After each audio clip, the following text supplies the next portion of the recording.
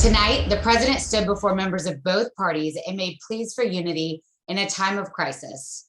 President Biden is right. The country needs Democrats and Republicans to come together amid war abroad, inflation at home, and the lingering effects of this pandemic.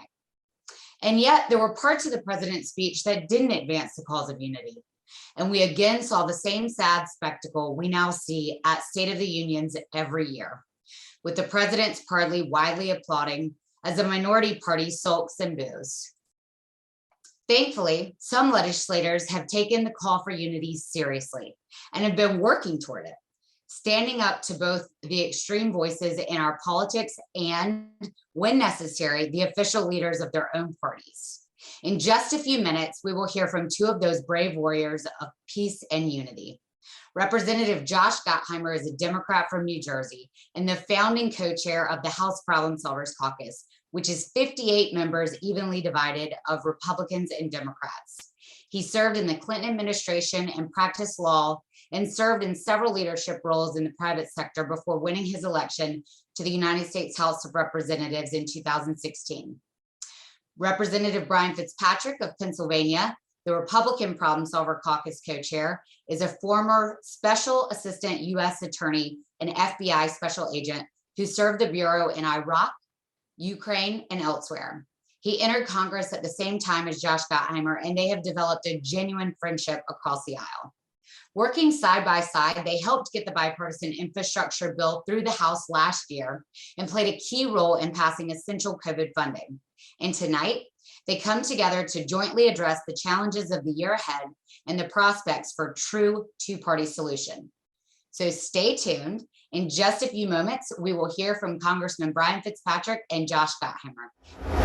We want to thank you all for being with us tonight. We both just came from the State of the Union address where we had the opportunity as Americans to sit together and watch the president address our country. We have a lot of thoughts, and I'm going to first turn to Brian. But really, this is about, first and foremost, unity, about us coming together as Americans ahead of political parties and talking about how what matters more than anything, especially as we heard from our commander-in-chief tonight, is about coming together and putting country first. Brian? First, I want to thank No Labels, an amazing organization who helped assemble this. What's unique about tonight's event, number one, it's unscripted, and number two, it's bipartisan. That's not something you see very often on DC, but we're going to bring that tonight. And we're a big believer, obviously, in setting the message of unity, finding areas where we can get to a yes, where we can get to an agreement. Obviously, we're in very, very divisive times. We all know that. That's not lost on anybody. But a leader's job is to step up and bridge the gap between differences. And just those of you who don't know, the Problem Solvers Caucus has got 29 Democrats and 29 Republicans. We come together every single week with one mission, to get to yes, to figure out where we can agree, not to tweet and scream things at each other, not to go on cable news and yell, but to actually figure out where we can solve problems together. And that's what we were focused on tonight. Where can we work together to get things done for you? And why do things this way? It's because we know that America, by and large, wants this. They're begging this of their Congress and of their country. In a government where there's a 4-vote differential in the House and a 50-50 Senate, this is what our country wants. And that's what our caucus seeks to deliver. So we're going to be giving you a brief update on some of the issues that were discussed tonight. Josh, did you want to kick it off? Or you want me to start with Ukraine? I think given that the first big focus of the president's speech tonight was on the Ukraine. Brian, you lived in the Ukraine, so I think I did. I'm wearing my flag tonight. And first, I want to touch upon the Ukraine situation. The president started with that topic, and Oksana, the ambassador to Ukraine, was sitting right to the box to the right of us. She is doing a phenomenal job representing President Zelensky, who has really shown himself to be a total hero throughout Ukraine and throughout the world, staying put in Kiev, leading his troops, leading his citizens, and not wavering at all from Russian oppression. Some of the things the president touched upon tonight with Ukraine, obviously the sanctions package, which so far seems to be having an impact on Vladimir Putin's regime. Their stock market is shut down until March the 5th. The ruble is collapsing. Everybody, including oil companies, sports affiliates, and the like, and many other companies are fleeing and bailing on Vladimir Putin's corrupt regime. And our hope is that this will collapse the Russian economy and ultimately put a lot of pressure on Vladimir Putin and his cronies in his inner circle, his oligarchs, to ultimately starve that economy of money and ultimately halt the invasion. But one thing that we saw tonight, everybody wearing their Ukrainian lapel stickers, everybody carrying Ukrainian flags, Victoria Spartz, the first ever Ukrainian board member of Congress, walking out with the president to show that incredible unity that America stands unequivocally and unapologetically behind our friend and ally in Ukraine. And you could feel tonight really the unity around the country coming together and saying, we must stand up to Putin, we must stand by Ukraine. And the Ukrainians and you know what they've been through in these last weeks and days is just horrific. I think more than ever, we as a country need to stand together with our NATO allies, incredibly strong sanctions, and make it very, very clear that what Putin is doing is unacceptable.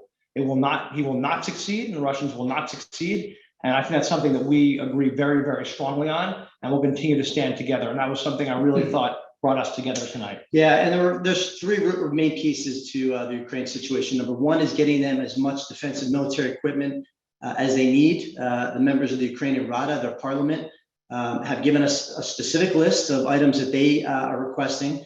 And it's our job to make sure that we get them every last item on that list in the quantities they need and in the time that they need it. Second, obviously, is a humanitarian aid. There is a food shortage, there's a fuel shortage. A lot of people that are fleeing to the border through Lviv in the West Coast and into Poland are very tired, they're very hungry. A lot of children are making that trek, and we have to make sure that we get them the humanitarian assistance that they need. And then we got to stand together with our NATO allies. They've shown strong resolve up until this point. Every single country that we have gone to, for the most part, has agreed to support the American cause, support the Ukrainian cause, and we look to build upon that coalition. Now, something else that was very clear in the gallery this evening was that everyone got to take their masks off, which was obviously a big sea change from the last years where the country has faced the height of the pandemic. I think that put everybody in a better place, in a better mood to finally move past the height of the pandemic. And we talked a lot about the impact, and the president did, about the impact COVID's had on our economy, obviously on prices and for families, and what we could do to deal with higher gas prices and higher grocery prices and the costs associated there. And I think that's critically important that we do everything we can to make life more affordable for families, for healthcare, for childcare, and those were topics we addressed tonight. And obviously, we all know the definition of inflation is too much money chasing too few goods. So there's a supply and demand component to that that we've done. We've been very cognizant, particularly with the bipartisan infrastructure bill, to make sure that we strike that proper balance on the demand side, not overheating the economy, not injecting too much money. On the supply side, making sure that we deal with the supply chain disruption and the labor shortage, because we have to make sure that we balance both of those out. And any sensible policies that our caucus will support, will find that balance. Like we worked on manufacturing, domestic manufacturing, and making sure we backed legislation to help with supply chain issues, to get goods moving. But you mentioned the bipartisan infrastructure bill, so of course that's a good plug for us and something that Democrats and Republicans in the Problem Solvers Caucus helped lead, working with our Senate colleagues, Democrats and Republicans. At the end of the year, get signed into law. Our roads, our bridges, our rails, tunnels, water infrastructure, electric vehicle infrastructure, helping like clean drinking water for our kids. All things we worked on together, and now getting those projects moving, so critically important for our economy, for jobs, and of course, for our competitiveness. And the bipartisan infrastructure bill was essentially authorizing enabling legislation. We now obviously need to pass a budget and the appropriations to actually get that money out to the state and local level so that we can start rebuilding our nation's infrastructure once and for all. And a topic that I'll turn to now is something that Brian and I and the Problem Solvers Caucus has been very focused on, which is key to our competitiveness, and talk about making sure we make things in America and build things in America. We've worked together now for months on making sure we can actually build things here, especially things like chips that go in your phones and your cars and your TVs. And that's critically important, not just to innovation, of course, but to make sure that we build things here and have things here instead of relying on other countries like China. And Brian, I know has lots of thoughts on this. Yeah, so China is our biggest existential threat by far. It's something that we've been tracking, obviously, on the House Intelligence Committee in which I sit. A big piece of that is something that our caucus has been working very hard on, something called the CHIPS Act, which is a $52 billion investment in the semiconductor industry here in the United States. Back in the 90s, America produced 1 out of every 3 semiconductors. We now produce approximately 12% of the world's semiconductors, about 8% in Europe, about 70% on the continent of Asia. And of that 70%, about 30% of that is produced in Taiwan, mostly in one company, TSMC. With the threat of China constantly looming in that region, we need to make sure that we are doing everything we can to invest here in domestic production, domestic supply chains of semiconductors, because whoever controls the semiconductor industry will control the future. Everything in our lives is becoming digitalized and computerized. Chips are one of those things where not many people care about them until they can't find them, and then they care about them a lot.